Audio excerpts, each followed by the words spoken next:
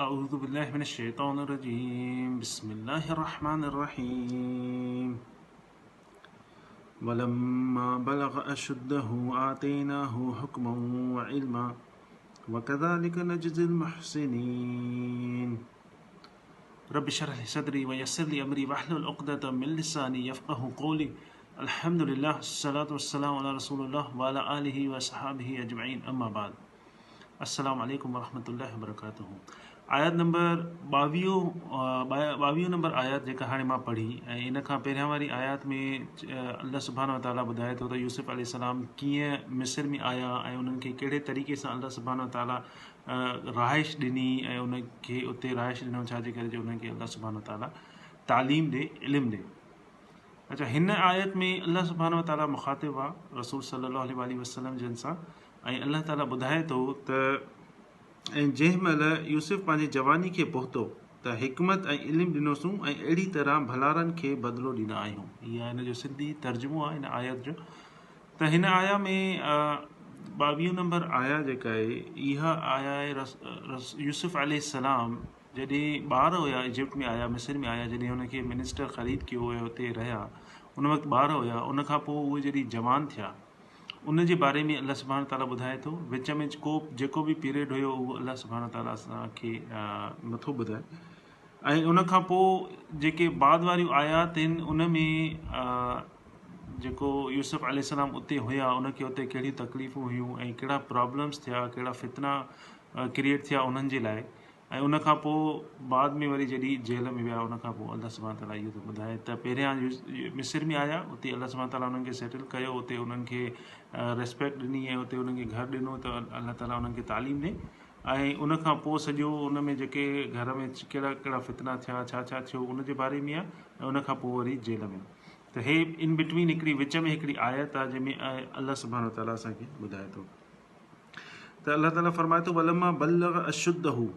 बलग अशुद्धहू मतिलबु जॾहिं त उहे पंहिंजी जवानी वारी उमिरि में पहुता, जॾहिं यूसुफ अलैहिस्सलाम पंहिंजी जवानी वारी उमिरि में पहुता। बलग अशुद्धहू, अशुद्ध जी माना आहे चवंदा जॾहिं एक्सट्रीम जवानी जॾहिं हुजे, पीक लेवल हुजे, जॾहिं नौजवानी हुजे, उहा जेका उमिरि आहे उनखे बलग अशुद्धहू चवंदा आहिनि। त उन उमिरि में जॾहिं यूसुफ अलैहिस्सलाम पहुता त उहा एज आहे, इहा उहा उमिरि आहे जंहिंमें हर इंसान जा जेका डेवलपमेंट थींदी आहे, जेका ग्रोथ थींदी आहे, उहा पीक लेवल ते हूंदी आहे। हिकिड़ी ज़हन जी ग्रोथ थींदी आहे, फिज़िकल ग्रोथ थींदी आहे, असां ॻाल्हायूं था स्पीच जी ग्रोथ आहे, असां ॿुधूं था असांजी हियरिंग जी, ॿुधण जी सघे, इहे सभु जेके आहिनि ग्रोथ गॾु जॾहिं थियनि ऐं उन लेवल ते पहुचे त इनखे चवंदा आहिनि नौजवानी या जवानी वारी फुल भरपूर, जंहिंमें चवंदा आहिनि घबरू जवान भरपूर हुजे। उन एज में जॾहिं यूसुफ अलैहिस्सलाम जन पहुता त हिकिड़ा त हूंदा आहिनि जेके ग्रो त कंदा आहिनि, पर को हिकिड़ो पार्ट उन्हनि जो ग्रोथ में प्रॉब्लम हूंदो आहे। जीअं मिसाल जे तौर ते कंहिंमें को प्रॉब्लम आहे, उनजो ज़हनी तौरु उन ग्रो न कयो, पर फिज़िकली बॉडी उनजी वधी वई, पर उनजी ज़हानत एॾी न आहे। या कॾहिं कॾहिं ईअं थींदो आहे त कंहिंमें हियरिंग जो प्रॉब्लम थींदो आहे, कॾहिं कॾहिं कंहिंजे सिर्फ़ु ॻाल्हाइण में प्रॉब्लम थींदो आहे। त जॾहिं सभु ग्रोथ जा पैरामीटर्स जेके बि आहिनि इहे सभु न वधनि सही नमूने त चवंदा आहिनि ग्लोबल डेवलपमेंटल डिले। त माना सभु जेके बि उन जा ग्रोथ जा पैरामीटर्स आहिनि उहे नथा वधनि, पर जॾहिं अगरि सभु गॾिजी पैरामीटर्स वधनि था त उनखे अरबी में बलग अशुद्ध हो, मतलब जॾहिं उन लेवल ते पहुता। जीअं अल्लाह सुब्हानो ताला स्टेजिस बयानु कयूं आहिनि इंसाननि जूं सूरह मोमिन में। अल्लाह सुब्हानो ताला चए थो जीअं ऐं असीं इंसाननि खे कीअं ठाहियोसीं, नुतफ़े मां, पोइ रुतफ़े मां पोइ उनखे रत जो लोथड़ो, ऐं उन खां पोइ उनखे ॿार कयोसीं, ऐं पोइ उन खां पोइ नौजवानी, जवानी में अशुद्ध, जवानी में पहुचनि था ऐं उन खां पोइ कुराड़ा था थियनि, पोड़ा था थियनि। त अल्लाह सुब्हानो ताला इहे स्टेजिस बयानु कयूं आहिनि सूरह मोमिन में। ऐं उन खां अलावा इहा उहा एज आहे जंहिंमें पीक लेवल हूंदी आहे, हार्मोन्स तमामु हार्ट हूंदा आहिनि, ऐं इन एज में माण्हू चवंदो आहे त मूंखां सवाइ कोई बि न आहे। कॾहिं कॾहिं ईअं थींदो आहे त असां पंहिंजी पोइ लाइफ इन एज वारी सोचींदा आहियूं त असां सोचींदा आहियूं असां कहिड़े कहिड़े क़िस्म जूं हरकतूं कयूं जेके असांखे करणु न घुरिजनि आहे। वरी जॾहिं ॾिसंदा आहियूं या ॿुधंदा आहियूं ॿिया नौजवान कनि था त पोइ फील थींदो आहे त इहे असां बि करे चुका आहियूं ऐं इहे बि कनि था, इनशाला इहे बि सही थी वेंदा। त त इन जे करे उहा एज आहे, पीक लेवल वारी एज आहे, इनखे चवंदा आहिनि बलग उशुद्दहू। त अल्लाह सुब्हानहू तआला फरमाए थो जॾहिं इन एज में पहुता त अल्लाह ताला उन्हनि खे छा ॾिनो? हुक्मन व इल्मन, हुकुमन ऐं इल्मन। हुक्मन मतिलबु हिकमत, विज़डम, ऐं तालीम, इल्मन तालीम। त हिकिड़ो त हूंदो आहे विज़डम जेको हिकमत जेके चइजे, ॿियो हूंदी आहे तालीम। हाणे इन्हनि ॿिन्हिनि लफ़्ज़नि खे सम्झण लाइ थोरा घणा मां मिसाल तव्हांखे ॿुधायां त विज़डम जेको आहे, हिकमत आहे, उहा तालीम खां पोइ ईंदी आहे। जॾहिं कंहिं इंसान खे तालीम हूंदी त उनखे बाद में अॻिते हली हली विज़डम अची वेंदो, या कंहिं इंसान खे पंहिंजे एक्सपीरियंस सां गॾु उनखे हिकिड़ो विज़डम ईंदो आहे, उनजो हिकमत ईंदी आहे।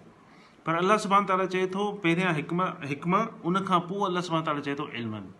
त अल्लाह सुब्हानहू तआला इन जो ऑर्डर जेको आहे उहो रिवर्स कयो आहे यूसुफ अलैहिस्सलाम लाइ। त इन यूसुफ अलैहिस्सलाम खे असां छा ॾिनो?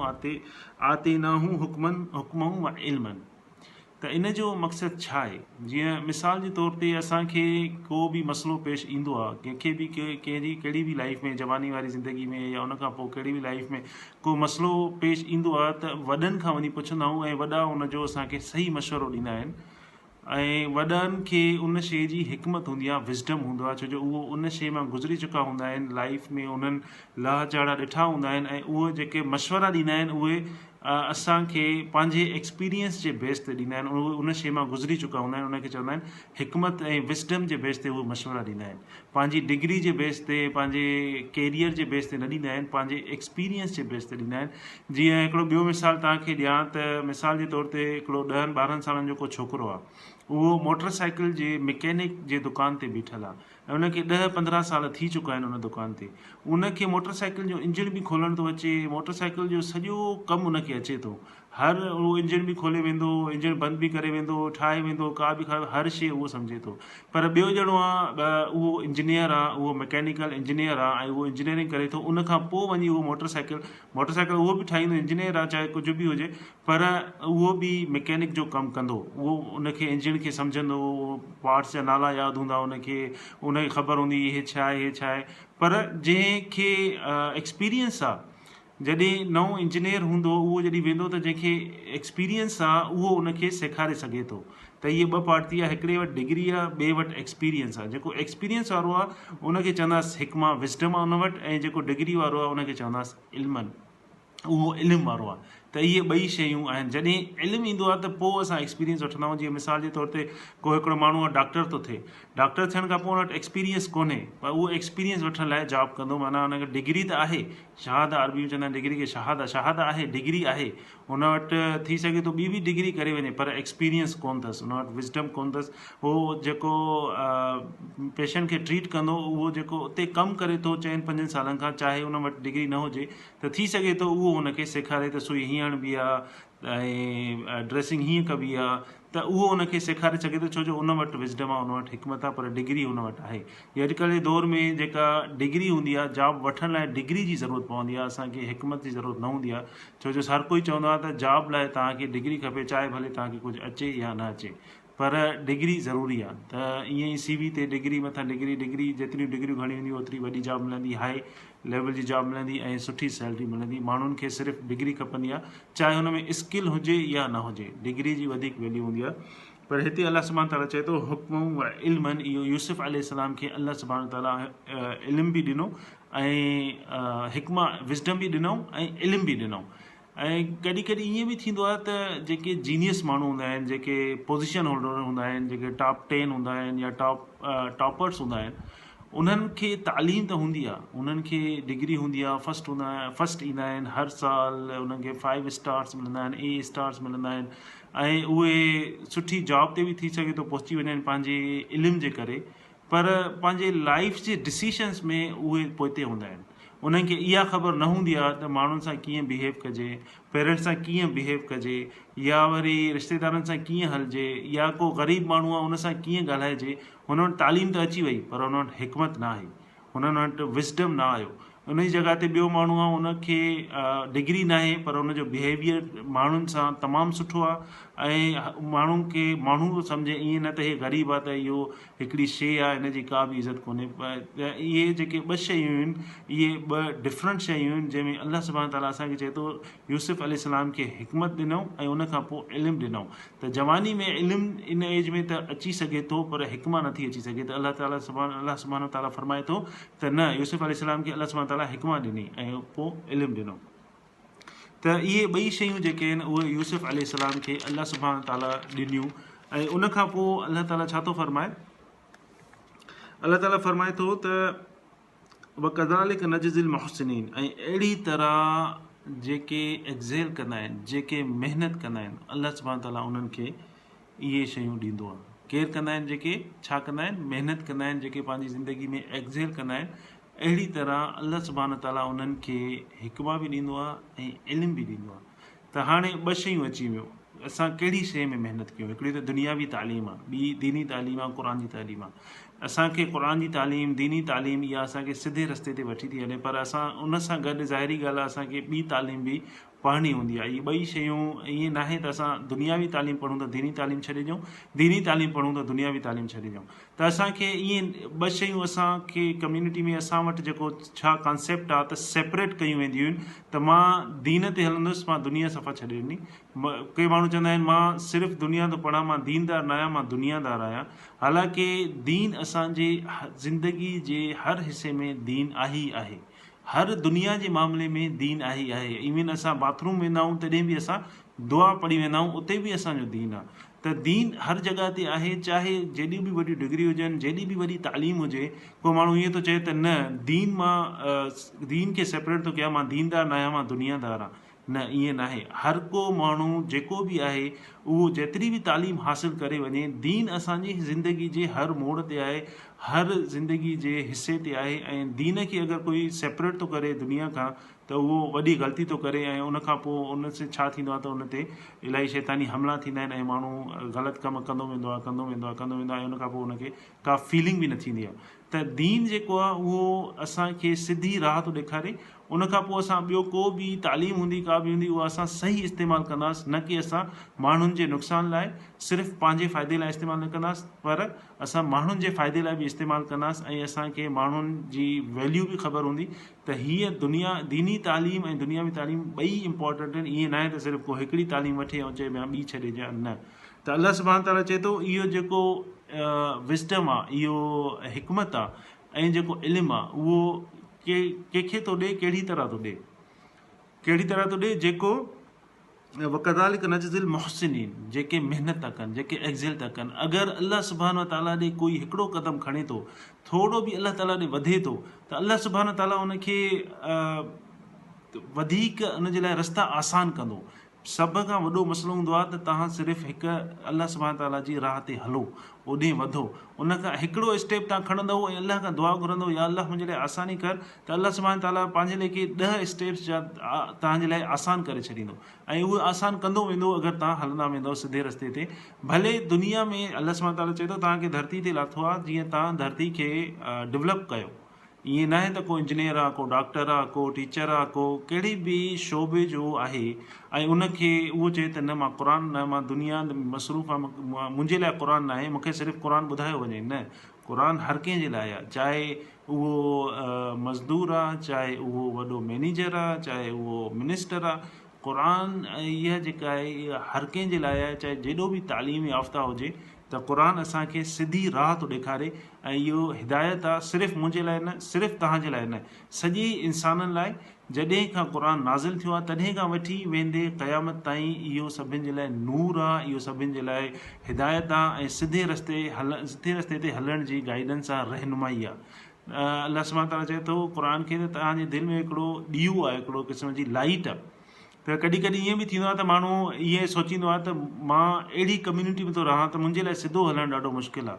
सभ खां पहिरियां जॾहिं तव्हां सिधे रस्ते ते ईंदा हो त मोस्टली ईअं थींदो आहे त तव्हांजी फैमिली वारा तव्हांखे अपोज़ कंदा आहिनि, उहे तव्हांजे इन सिधे रस्ते ते हलण जे लाइ तव्हांखे टोकींदा, पोइ तव्हांखे दोस्त उन ते टोकींदा। आज़ान थींदी अगरि तव्हां निमाज़ ते वियो दोस्तनि खे छॾे त तव्हांखे चवंदा हे त मुला आहे हाणे हे त वेंदो, या फैमिली में पहिरियों उहो टाइम जेको तव्हां निमाज़ ते हाणे वञो था या तव्हां वरी क़ुर खे ॾियो था, दीनी तालीम खे ॾियो था, उहो टाइम तव्हां पंहिंजी फैमिली खे पिया ॾियो, उहो टाइम पंहिंजे दोस्तनि खे पिया ॾियो। हाणे उहो टाइम उन्हनि खे नथा ॾियो त उहो तव्हां ते टॉन्टिंग करणु तव्हां ते उहा शइ शुरू कंदा आहिनि। ऐं इहा का नई शइ न आहे। अल्लाह सुब्हान ताला क़ुर में जेका बि शइ ॿुधाए, जॾहिं बि मोमिन आहे, मुस्लमान आहे, को बि मोमिन आहे दीन ते हले थो त उहो माइनॉरिटी में आहे, उहो मेजॉरिटी में न आहे। जेको बि नबी आयो उन ते सभ खां पहिरियां माण्हुनि छा कयो, उन ते टॉन्टिंग कई, उन ते टोकूं कयूं, ऐं उन खां पोइ जॾहिं सम्झूं त न सिधो रस्तो इहो आहे, उन खां पोइ माण्हुनि उन्हनि खे मञणु शुरू कयो ऐं अहिड़े तरीक़े सां अल्लाह सुब्हानो ताला उन्हनि खे सही साबित कयो अगरि उहे सिधे रस्ते ते हलंदा। बाक़ी अगरि फैमिली जे करे या पंहिंजे कंहिं दोस्तनि जे करे या कंहिं बि शइ जे करे असां उहा शइ छॾियूं था त न असांखे को दोस्त कमु ईंदो, न असांखे ॿियो कोई कमु ईंदो क़यामत वारे ॾींहुं। असांखे दुनिया में बि आख़िरत में जेको सिधो रस्तो आहे उहो अल्लाह सुब्हानो ताला ॾेखारींदो। अल्लाह सुब्हानो ताला क़ुर में मिसाल ॾिना आहिनि नबियुनि जी फैमिलीज़ जा। जीअं नूह अलैहिस्सलाम 950 साल माण्हुनि खे तबलीग कंदा रहिया, ॿुधाईंदा रहिया अल्लाह जो अहकाम, पर उनजो पंहिंजो पुटु जेको आहे उहो उन्हनि मां हुयो जेके सिधे रस्ते ते न आया, ऐं उन्हनि जी पंहिंजी ज़ाल। अल्लाह सुब्हानो ताला सभु रिश्ता ॿुधाया आहिनि। इवन नबियुनि जा जेके फैमिली मेंबर्स आहिनि उहे सिधे रस्ते ते न हुया। कॾहिं कॾहिं ईअं थींदो आहे त पंहिंजे तूं मूंखे त सम्झाईंदो, पहिरियां वञु पंहिंजे फैमिली मेंबर खे सम्झाए, उहो बुरी राह ते अथई। त अल्लाह सुब्हानो ताला हर मिसाल ॾिनो आहे क़ुर में। जीअं इब्राहिम अलैहिस्सलाम उन्हनि जा पीउ मुशरिक हुया, जीअं लूत अलैहिस्सलाम उन्हनि जी वाइफ मुशरिकनि मां हुई, जीअं फ़िरौन आहे, फ़िरौन जी वाइफ बीबी आसिया, दुनिया में जन्नत जी बशारत हुई हुनखे। त अल्लाह ताला सभु मिसाल ॾिना आहिनि त असांखे को बि इहा शइ नथा चई सघूं त मां पंहिंजी ज़ाल जे करे ईअं आहियां, मां पंहिंजी औलाद जे करे इहो स्टेप थो खणा, मां पंहिंजे पीउ जे करे इहो स्टेप थो खणा। कॾहिं कॾहिं नौजवान ईअं चवंदा आहिनि त मुंहिंजे पीउ मां अहिड़ा आहिनि इन जे करे मां ईअं आहियां। न, जॾहिं माण्हू बालिग थो थिए, अशुद्ध इन लेवल ते पहुचे थो, गुनाह जो सवाब जो ज़िम्मेदार पाण आहे, न उन जो को दोस्त आहे, न उन जो को मिट माइट आहे, न उन जो को कम्यूनिटी में ॿियो को माण्हू आहे पाड़े वारो आहे, उन जो गुनाह ऐं सवाब उन ते आहे। जॾहिं बि मरीज़ ईंदा आहिनि ऐं उहे स्मोकिंग कंदा आहिनि या अल्कोहल या शराब पीअण वारा जेके मरीज़ ईंदा आहिनि, मां उन्हनि खां क्वेश्चन कंदो आहियां त तव्हां कॾहिं शुरू कयो? पोइ को चवंदो आहे 16 सालनि जी उमिरि में, को चवंदो आहे 20 सालनि जी उमिरि में, को चवंदो आहे। पोइ मां पुछंदो आहियां तव्हां कीअं शुरू कयो? सभिनि जो 95% जवाबु इहो ई हूंदो आहे त दोस्तनि जे करे शुरू कयो, देखा देखी में शुरू कयो। ऐं उन मां वरी के अहिड़ा बि हूंदा आहिनि जेके छॾे ॾींदा आहिनि, इवन 10 साल उन शराब पीअंदा आहिनि पर उहे पोइ छॾे ॾींदा आहिनि ऐं पोइ चवंदा आहिनि हीअ अल्लाह जी रहमत आहे, मां छॾे ॾिनो, मुंहिंजे हथ में न आहे, मां सिर्फ़ु अल्लाह खां दुआ घुरी ऐं अल्लाह जी तरफ़ वियुसि। अल्लाह शुरू में ॾाढी तकलीफ़ आई, 2 महीना 3 महीना 4 महीना के स्मोकिंग छॾे ॾींदा आहिनि। पोइ सभिनि जो जवाबु इहो ई हूंदो आहे त इहा अल्लाह जी रहमत हुई, अल्लाह जी मदद हुई, मुंहिंजे वस में न हुयो, मां त वञा पियो पर मां अल्लाह खां दुआ घुरी, अल्लाह सुब्हानो ताला मूंखे एतिरी स्ट्रेंथ ॾिनी, एतिरी ताक़त ॾिनी जो मां इहे शयूं छॾे ॾिनियूं। त अल्लाह सुब्हानो ताला फरमाए थो क़ुर में त इंसानु जेको आहे उहो अहिड़े नमूने ठहियो आहे, उहो एक्सट्रीम वॾे खां वॾो गुनाह बि करे थो ऐं उहो पंहिंजे पाण खे प्रोटेक्ट बि करे सघे थो, उन गुनाह खां पंहिंजे पाण खे प्रोटेक्ट बि करे सघे थो।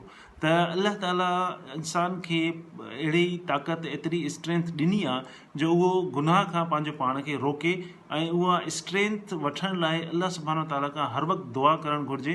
ऐं अल्लाह ताला चए थो पंहिंजे पाण खे एक्ज़ेल कयो, पंहिंजे पाण खे जेको आहे महिनत कयो, त अल्लाह ताला तव्हांखे छा ॾींदो? हिकमा ऐं हुक्म ऐं इल्मनि,